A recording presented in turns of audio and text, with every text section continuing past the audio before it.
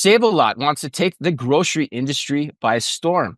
According to Grocery Dive, Save-A-Lot is planning to hit the ground running in 2025 after a year of readying key initiatives, according to a recent interview with Save-A-Lot's Chief Operating Officer, Bill Mayo. In the past year, Save-A-Lot announced the launch of its first ever loyalty program, debuted a micro-fulfillment center in New York City, and opened a Hispanic grocery store concept, all initiatives that Mayo said will catapult the discounter's growth in 2025.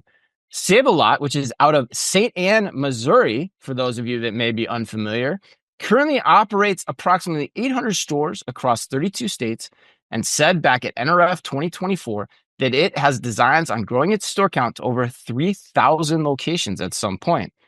And I'm curious, where does Save-A-Lot rank on your unofficial retailers to watch list, the unofficial and Mazinga retailers to watch list of 2025? Well, I have to say, hi. Tractor Supply is one that I've got on my list this year, but Save-A-Lot is the next one that I feel like I'm going to be. Well, and Aldi, I think. Aldi, yeah. Those are my top three right now in 2025. And as an aside, can we just say that Bill Mayo is one of the perfectly named CEOs for someone in the grocery industry? I just love it. Oh, yes. I'm Bill Mayo, and I'm the Yeah. CEO of a grocery store. Yeah. Perfect. That's pretty good. But no, I think there's a lot of momentum behind Save-A-Lot right now. He came in, there was definitely some low-hanging fruit. The creation and expansion of a loyalty program, number one, huge. Getting them into retail media, number two, being another big thing. But I really think that with the support of this, I mean, he's an innovative Wakefern bred leader. He's going to take this brand and just explode with it for the year ahead. We talked about expanding 800 stores to 3,000 stores in the next few years.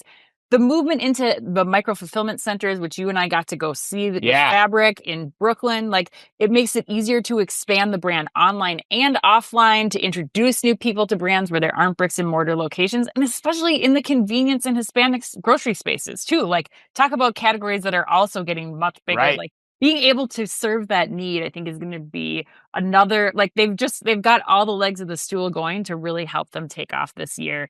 And then the last point is you have all this data now. Now, I think that's going to be a new muscle for Save-A-Lot because they haven't had this much data about their consumers through loyalty programs, through, the partnerships with things like, the Fabric MFC and getting new customers in those areas. So that will be something that they'll have to really make sure that they invest in. But if they can do that, which it seems like they can with Bill Mayo's leadership, they are going to be one to watch this year. But where do you rank them? Well, hold the Mayo, Ann. I don't know. Like, I pretty much 100% agree. Yeah, okay. I 100% agree with you. So, I mean, for all the same reasons, I would add Sprouts into that list too. And like Aldi, like we already discussed in this episode. Because unlike others, they have room to grow, right? Yes. They have a prototype that can potentially scale, or they're discovering what that is, and they still have opportunity to deploy it. So. Yeah.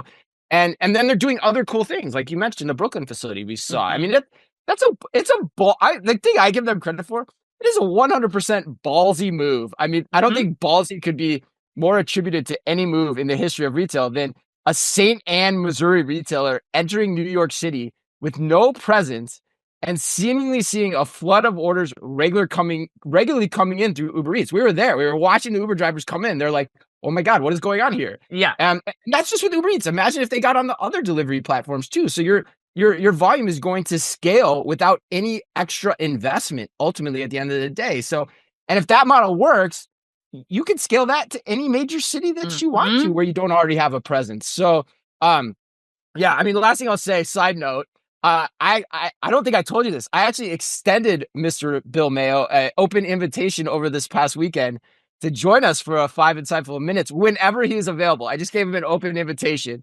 and I hope he takes us up on it at some point, because we would love to talk to him. I know you would, and I would. Yeah. He got back to me. He said, "Yeah, thanks. I'll let you know."